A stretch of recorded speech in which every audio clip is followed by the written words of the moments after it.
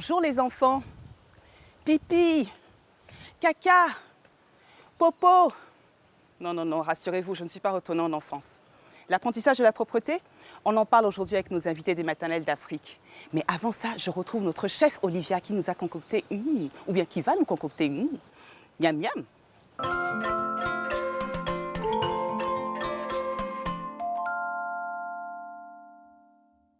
Hey Olivia, c'est comment? Ça là. Et toi, tu es vraiment... Ça a l'air bon. Comment tu savais que j'étais en train de faire ça? Moi, je sais pas. Écoute, moi, tu sais, dès que je sens des trucs qui sentent Ouais, bon, j'y surtout vais, les quoi. trucs que tu aimes. Ben, ça, c'est sûr. Ouais. Bon, alors, Tu te dépêches. Olivia, on a reçu un courrier de Yao qui nous écrit de Dakar. Hey, Yao, Je sais pas si tu as vu Yao le film vit. Yao. Tu n'as pas vu le film Yao Si, avec j'ai Omar vu Sy? tout à... Oh, j'adore. Franchement, Vraiment, c'était un Omar, beau film. regarde cette belle cuisine, Mais regarde oui. ces belles beautés. Je ne sais pas parler français, on me connaît, moi et la France, hein, franchement. Viens nous voir dans la cuisine des maternelles d'Afrique, on t'attend. Ah Enfin, oui, nous, on manger, adore les c'est Yao, bon, hein. on s'occupe bien du Tu sais, ministère de autocollant, c'est l'Intérieur. Yao vit, Yao. C'est ça en C'est le plus. lundi, hein, Yao, est-ce que c'est lundi? C'est pas moi qu'il faut demander ça. dictionnaire. Vraiment, c'est pas moi qu'il faut demander ça. Alors, on va répondre donc, qu'est-ce que nous dit Yao? Yao nous dit, Angela, je suis papa de 3 enfants qui adorent les mangues. J'aimerais leur faire plaisir en leur préparant la mangue de manière un peu différente. As-tu une idée, s'il te plaît? Ah bah, il tombe Non, bien, toi, tu es Yao. sorcière, hein? Non, c'est toi la sorcière. Tu es arrivée, j'étais en train de faire ça. Ton dessert préféré? Qu'est-ce que tu fais? C'est quoi? Le crumble à la mangue. Parce que là, tu arrives, j'avais commencé déjà. Donc, en fait, j'ai fait revenir ma mangue vite fait à la poêle. Hein. Oui. On peut utiliser les mangues greffées, Oui. mais pas les petites mangues jaunes qu'on mange au seau, là. Ah, Tu ça manges pas, ça marche pas. Il y a trop de fibres. D'accord. Ça, c'est bon pour nettoyer, mais ça, plutôt des mangues avec un peu plus de chair. Mais D'accord. comme tu viens de le dire, d'ailleurs, la mangue, c'est un fruit qui est excellent pour le transit intestinal. Hein.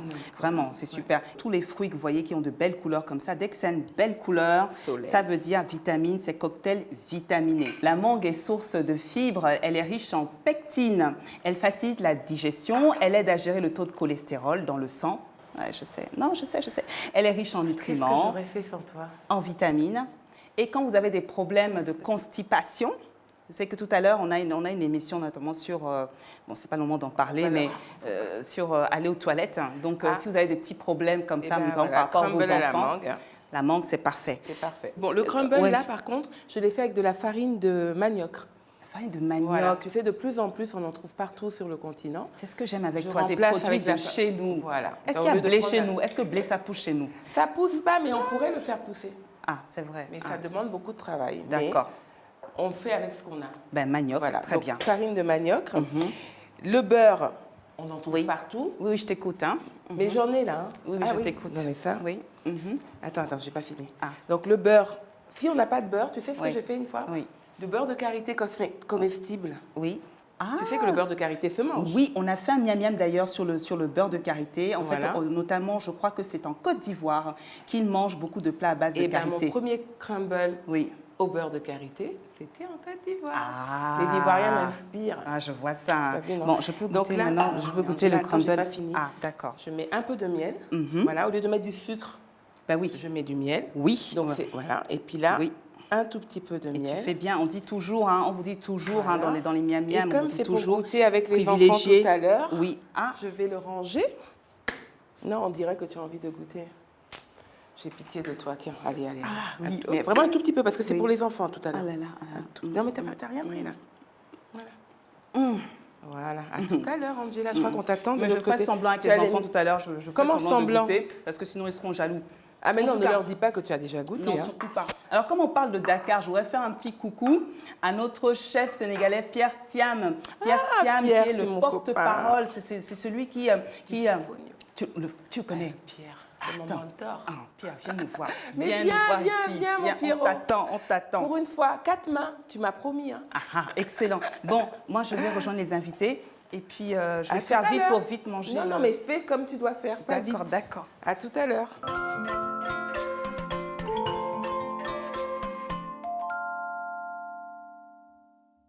Bonjour, belle dame. Bonjour, Angela. Comment allez-vous? Ça va bien. Vous allez bien? C'est comme à l'école. Bonjour, bonjour, madame. Est-ce que ça va?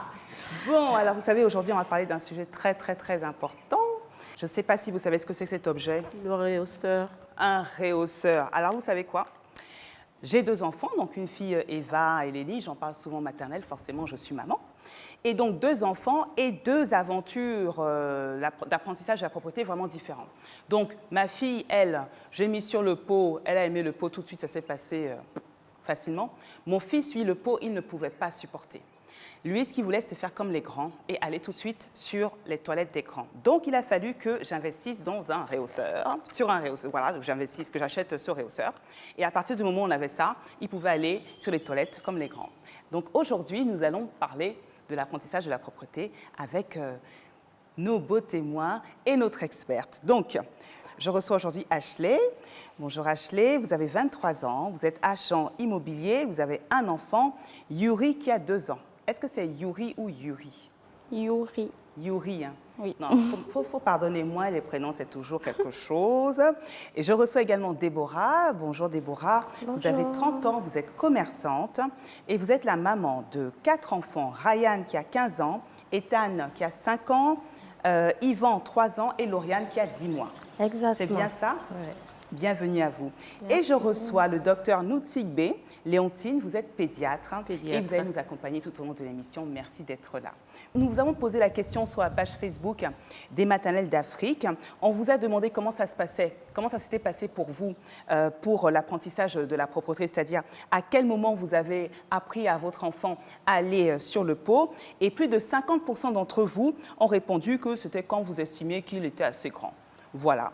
Donc, je vais commencer avec vous, Ashley. Comment est-ce que vous avez commencé? À quel moment vous vous êtes dit, bon, bah, c'est le moment qu'il soit propre, quoi, qu'on arrête les couches?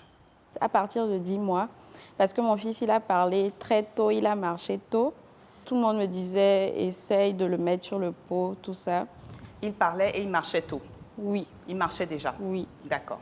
Donc, on a essayé de le mettre sur le pot. Au début, ça marchait, mais il restait juste sur le pot et il ne faisait pas la petite commission. Après, il ne voulait plus rester sur le pot parce qu'il voulait faire comme les grands. Mais ce n'était pas possible comme ça. D'accord. Je vais revenir avec vous tout à l'heure, Ashley. Et vous, Déborah, comment ça s'est passé la première fois? À quel moment vous avez décidé? J'ai mis très tôt mes enfants sur le pot. Dès qu'ils commencent par s'asseoir, j'essayais de leur apprendre à se mettre sur le pot. Avec les grands, ça n'a pas du tout été facile. Mais avec les tout petits, les 2 derniers, c'était facile. Donc, quand vous dites très tôt, c'est à partir de quel âge? À partir de 5 mois. Vous faisiez comment alors? Viens, il y a le pot là, vas-y, rampe, va sur le pot. Comment ça marchait? Racontez-moi. Alors, quand ils se réveillaient le matin, je les mettais sur le pot pour qu'ils fassent leurs besoins avant de commencer la journée. Et je mettais en évidence le pot sur la terrasse pour que, quand on sent le besoin, on doit passer par le pot. Et ça a marché? C'est un parcours de combattant. Donc, C'est un parcours de combattant. Ça n'a pas du tout été facile. Alors, dites-moi, docteur, à partir de quand on peut commencer à envisager la propreté pour nos enfants? À partir de quel âge? Habituellement, on dit autour de 2 ans. D'accord. Maman a dit tout à l'heure 10 mois. Maman a dit 5 mois.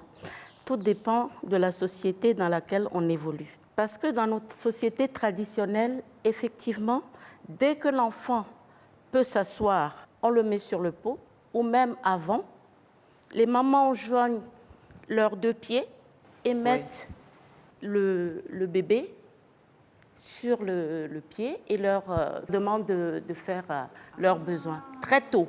Quand la maman fait la lessive, l'enfant est assis à côté de la maman, mais sur le pot. Ce qui fait que tôt ou tard, d'une façon ou d'une autre, il va faire dans le pot. Il fait dans le pot. Il fait dans le pot. Oui. Mais à 5 mois, les commandes pour sentir qu'on doit faire pipi ou caca ne sont pas encore mûres. C'est-à-dire, son système nerveux, n'est pas encore prêt pour qu'il sente qu'il doit faire pipi ou caca. Et ça se fait autour de 2 ans. Pour certains enfants, avant, dès qu'ils commencent à marcher, d'accord, à parler. Ailleurs, on dit, quand l'enfant commence à monter les escaliers, Oui. quand il peut monter ou descendre les escaliers, C'est ça. on lui propose Ouais. d'enlever la couche. Mais parler aussi, quand l'enfant commence à parler, c'est un rapport avec... Ben, quand l'enfant commence à parler, il communique. Ah, Il émet le désir d'enlever sa couche qui le gêne. d'accord. La communication, quand l'enfant dit je suis mouillé, Oui. pipi, Oui. caca, Ouais. c'est très important aussi la communication. Mais il y a une certaine communication qui se fait plutôt pour des mamans qui mettent leurs enfants au pot très tôt. Oui. C'est-à-dire, ce sont les mamans qui sentent et qui voient que l'enfant a besoin. Ce n'est pas l'enfant qui émet le désir C'est ça. de faire. C'est ça. L'enfant, trop tôt, ne sent pas qu'il doit faire. Il sait pas, en Mais fait. c'est la maman qui décide que, tu fais... Il est temps que tu sois propre là, parce que... Mais je vais vous demander, Déborah, donc vous justement, donc comme le disait le docteur tout à l'heure, il y a un moment, il y a des parents qui vont utiliser l'imitation. Donc est-ce que vous avez utilisé cette méthode-là pour vos enfants? Je mettais les enfants sur le pot et j'étais dans les toilettes moi-même. Et l'enfant me regarde et il essaie d'imiter ce que je fais. D'accord. Et il essaie vraiment d'imiter? Oui, Vraiment? ça marche. C'est formidable. Alors écoutez, là, moi je suis impressionnée. J'aurais dû faire cette émission avant d'avoir mes enfants. Comme ça m'aurait fait gagner du temps. Vraiment. Donc alors justement, on a reçu une vidéo de Yasmine. Yasmine est en Côte d'Ivoire et elle nous explique sa méthode. On l'écoute. Bonjour les maternelles d'Afrique. On a commencé l'apprentissage à la propreté quand elle avait presque 2 ans. Et le besoin est vraiment parti d'elle-même. On ne l'a pas forcé. Pendant une semaine, on a arrêté les couches. On lui a montré le pot. On lui a aménagé un endroit sympa dans les toilettes, le petit tabouret pour vraiment qu'elle soit indépendante quand elle souhaitait aller aux toilettes et que ça l'attire. Avec le pot aussi, donc elle avait le choix. Et donc, elle a compris un peu le principe. Et tout de suite, on a arrêté les couches même quand on sortait pour ne pas prêter à confusion. Ah oui, je comprends Yasmine. Vous savez, j'ai fait pareil avec mon fils. Comme je vous disais, donc on mettait le réhausseur dans les toilettes. Il avait son petit coin. On avait même mis un petit tabouret pour qu'il puisse monter. Être à hauteur et puis avoir les jambes un peu en l'air. La position physiologique pour pouvoir faire caca. Exactement. La position physiologique, c'est quand on a voilà. C'est ça, là, je travaille mes abdos. Je travaille. D'accord. Déborah, est-ce qu'il y a un moment, parmi vos enfants, il y en a un qui a été propre et puis à un moment, il est repassé... vous voyez, Oui. il y a une petite régression. Avec Ethan, Oui. il était propre et j'ai dû l'envoyer à la crèche. À chaque fois, on me signalait qu'il mouillait ses habits. Il a fallu que je lui remette les couches dans le sac pour qu'il aille à l'école avec. Et pendant un temps, et après, ça s'est régularisé. Mais alors, qu'est-ce qui se passe, docteur, justement, quand un enfant, justement, réclame sa couche? Il a commencé à être propre et puis tout d'un coup, il régresse. Les régressions, ça fait partie de tout développement. Il n'avance plus, il recule, il faut recommencer, tranquillement, réapprendre à le faire. Mais à quoi ça peut être dû, ça? Est-ce que des événements ou... Il y a des fois quand il y a une petite sœur ou un petit frère qui arrive, ça perturbe un peu. C'est ce qui vous est arrivé. Ça perturbe beaucoup. Quand on change d'endroit, quand on déménage par exemple, ou bien ceux qui vont à la crèche. La crèche, c'est aussi un changement de rythme, parce qu'il n'est plus dans son rythme normal, donc du coup, ou bien ceux qui commencent l'école, voilà, ils peuvent régresser. J'avais entendu dire que quand un enfant commence à être propre, c'est une espèce de moment qu'il faut vite saisir et surtout pas quand il est propre commencer à lui représenter des couches parce qu'une fois qu'on lui représente les couches, après, il peut revenir en arrière et là, ça va être long. Qu'est-ce que vous pensez de ça? Ça va être long, mais on n'a pas beaucoup de choix. Qu'est-ce qu'on peut faire? On est obligé de toute façon, si la maman travaille, ou bien il est à la crèche, ou à l'école et qu'il mouille partout, on est obligé de lui mettre les couches de toute façon. Oui, de toute façon, tôt ou tard, il sera propre. Voilà. Merci. C'est sûr, on ne voit pas des gens à 18 ans qui ne sont pas malades, qui se promènent avec des couches. Tôt ou tard, il sera propre. Ça, c'est clair. Donc, il faut avoir la patience nécessaire Oui. et de le suivre et de l'accompagner. En fait, les mamans ne rendent pas les enfants propres. C'est les enfants qui sont propres au moment où ils sont prêts dans leur corps et dans leur tête. Tout à fait. Alors, Ashley, justement, par rapport à votre fils, lui, ça a d'abord été, il a été propre au niveau du pipi et ou le caca. Comment, excusez-moi, je dis pipi, caca, c'est propreté aujourd'hui, hein, donc je dis les mots, hein, c'est comme ça que ça s'appelle. C'est plutôt au niveau du caca. Oui. Et le pipi, ça n'empêche pas de faire n'importe où il veut. Il fait partout où il veut. Oui. Bon, c'est un Mais garçon, le hein, donc il a caca- son zizi, alors il le promène partout, quoi. Le caca, oui, quand il veut faire caca, il demande le pot.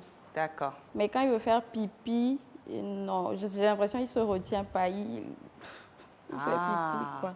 Docteur, j'avais entendu qu'il y a des enfants, justement, notamment par rapport au caca, qui vont demander la couche parce qu'ils ont peur de perdre une partie d'eux-mêmes. leur Est-ce que c'est corps. vrai, ça? Oui, ils ont peur de... Ça tombe, il y a quelque chose qui tombe. Ouais. C'est comme s'ils perdaient quelque chose, une partie d'eux-mêmes. Et ces enfants-là, il faut leur expliquer ce qu'est le caca, leur expliquer comment on mange quand tu manges. Et la nourriture passe par un long tuyau. Et dans ce tuyau, à un moment donné, le corps garde ce dont l'enfant a besoin pour grandir. Le reste dont il n'a pas besoin, les déchets, c'est ça le caca. Et il faut le jeter. Donc, si on lui fait comprendre qu'il ne perd pas une partie de lui-même, mais il perd ce qui n'est pas utile pour lui, de l'aliment qu'il a pris, de la nourriture qu'il a pris.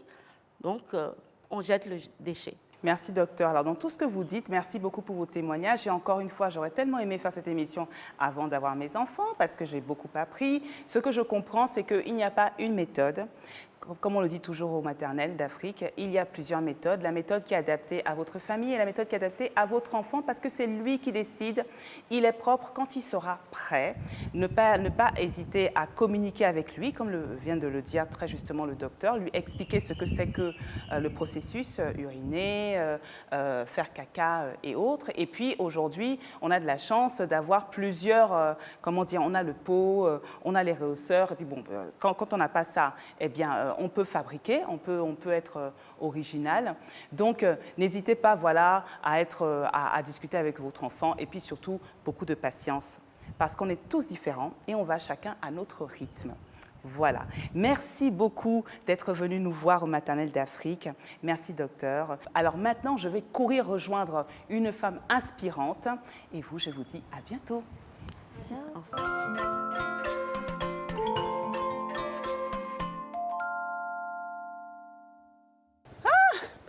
Qu'est-ce qu'il fait beau aujourd'hui? J'aime quand il fait beau comme ça. Bonjour Aimée. Bonjour Angela. Comment ça va? Très bien. Bienvenue au Maternel d'Afrique. Merci. Comment vous allez? Ça va bien, je suis en pleine forme. Vous êtes en pleine forme? Ouais. Est-ce que vous avez organisé votre journée? Madame Organisation. Oui, je l'ai organisé parce que je viens de 2 heures de Lomé, hein. Je viens de Palimé. Hein. Vous venez de Palimé. Palimé, c'est un peu au nord de Lomé, c'est ça pour ceux qui ne connaissent pas le Togo? Nord-ouest. Et vous êtes venu sans votre classeur parce que j'ai compris que vous avez un classeur pour organiser votre vie personnelle, votre vie professionnelle. Il y a quoi dans ce classeur? J'ai un type de classeur Oui. où il y a les fiches de présence pour mon personnel de maison. Il y a les checklists des activités à faire. Oui, il faut des checklists parce que, bon, elles peuvent oublier, alors je fais le nécessaire pour qu'on n'oublie pas. Donc, Aimée, vous avez plusieurs marques. Vous êtes un multi-entrepreneur. Alors, je vous ai connu, moi, avec des sacs qui sont fabriqués d'une manière particulière. Est-ce que vous pouvez expliquer aux spectateurs? La marque s'appelle Zamke. Oui. Zamke en mina veut dire « utilise-moi encore ». Donc, c'est un projet de recyclage pour revaloriser les déchets. On a travaillé beaucoup avec les sachets d'eau. C'est des poches d'eau qu'on appelle Pure Water à Lomé, qu'on va consommer quotidiennement. Et comme il n'y a pas de système de ramassage de déchets, donc on les récupère. On fait un premier tri avec les détenus de la prison civile de Lomé. c'est aussi un projet social, c'est de l'économie sociale et solidaire. Et donc, une fois que cette phase de tri est faite, laver et même cousu suivant les patrons des articles, des accessoires qu'on veut faire, on les envoie maintenant dans nos ateliers à Agoué, où les couturières font les finitions, assemblent et sortent des différents articles. Là, on a des porte-monnaies. Tu les connais, les portefeuilles, des sacs de course, des poubelles, c'est ton préféré. C'est Des excellent. sacs à dos aussi Oui, des pour sacs à dos. pour l'école. L'avantage de ça, c'est que, surtout en zone rurale, hein, pour les Oui. enfants en zone rurale, c'est étanche parce Oui. que c'est du plastique Tout à fait. et c'est assez résistant, beaucoup plus résistant. Vous avez aussi un espace de loisirs, espace Viva, où là cet espace de loisirs a été fabriqué uniquement avec des éléments reconstitués. Des conteneurs, des pneus, beaucoup de palettes, même des semelles de chaussures. On s'était vraiment éclaté sur ce projet. Et puis une fois que vous avez fini ça, vous vous êtes dit, bon allez, je sors, je m'en vais, et là, je vais fabriquer des savons. Non, en fait, les savons, maman le faisait.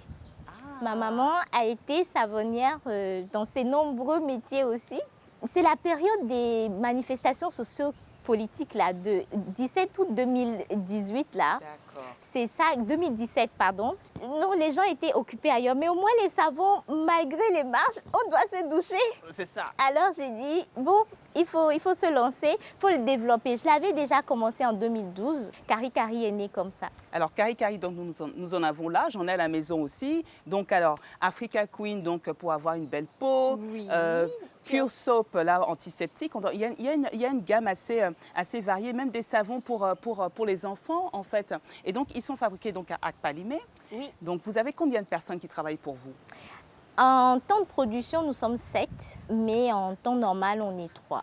D'accord. Et donc, vous expliquez tout à l'heure ce classeur qui vous permet de gérer donc, vos employés également de Kari Kari ou juste vos employés de maison? Non, juste les employés de maison. Ah, c'est déjà beaucoup. Oui, parce que je suis maman et je suis seule. Mon mari ne travaille pas à Palimé, donc il est à Kara. Oui. Et donc, je dois m'organiser avec les tatas à la maison pour que ça se passe bien. Je suis seule avec Imela, donc il faut absolument que ça se passe très bien. Elle s'appelle Mela. Imela. Imela. Oui. Elle a quel âge? Elle a 3 ans. Vous avez des gens pour la semaine, des gens pour le week-end? Comment ça marche? Non, en fait, j'ai pris une assistante maternelle. D'accord. Donc, c'est une formation qui se passe, qui est donnée à Palimé, une formation professionnelle pour les éducatrices. Et D'accord. avec cette assistante maternelle, étant donné que c'est son métier, elle pourra aussi faire plein d'activités éducatives avec Imela et lui apprendre beaucoup de choses, ce que je devrais faire si j'étais à la maison. Ouais, on a investi dans ça avec mon mari. Alors, vous avez investi, c'est-à-dire, la formation se fait, c'est vous qui avez fait la formation? Ou bien il y a un centre de formation dans la ville de Palimé? Oui, il y a effectivement un centre de formation, mais quand je dis investi, c'est parce que ça a un coût de Oui. salarier Ah ouais. une assistante maternelle Bien à la sûr. maison tous les mois avec les déclarations. Enfin, c'est un vrai... c'est un employé, quoi. C'est un vrai salarié. Vous disiez tout à l'heure que dans votre classeur, vous aviez une checklist. Oui, eh ben, il faut venir le matin à 7 heures. Oui. Donc, il faut cocher que je suis arrivée bien à 7 heures. Parce qu'en fait, j'ai juste par expérience compris que beaucoup de choses peuvent se faire et beaucoup de choses peuvent aussi être oubliées. Et donc, je voulais juste accompagner ma nounou. Vous le faites très bien. Vous savez quoi? Vous pourrez nous envoyer votre checklist parce que moi, je pense que je vais m'en inspirer aussi pour la maison. Mais en fait, vous gérez votre maison comme vous gérez votre entreprise. Oui, il le faut, hein. Quand on partage avec des personnes professionnelles, il faut les accompagner. Ça fait un moment que je vous recevoir en Maternelle d'Afrique. Hein. Mais Vous oui. êtes une femme inspirante pour moi. Tout ce que vous créez, c'est de la magie. Les Kari Kari, j'en ai versé à la maison. Espace Viva, j'ai emmené mes enfants vraiment continuer à nous faire plaisir comme ça. Vraiment, vous êtes un modèle pour nous. Vous savez quoi? Nous avons notre chef Olivia qui nous a concocté une petite recette que j'ai hâte d'aller goûter. Et il y a des enfants qui attendent là-bas. Donc, je vais vous abandonner, je vais filer manger. Et je vous dis à bientôt. À bientôt. Au plaisir. Merci, Angela.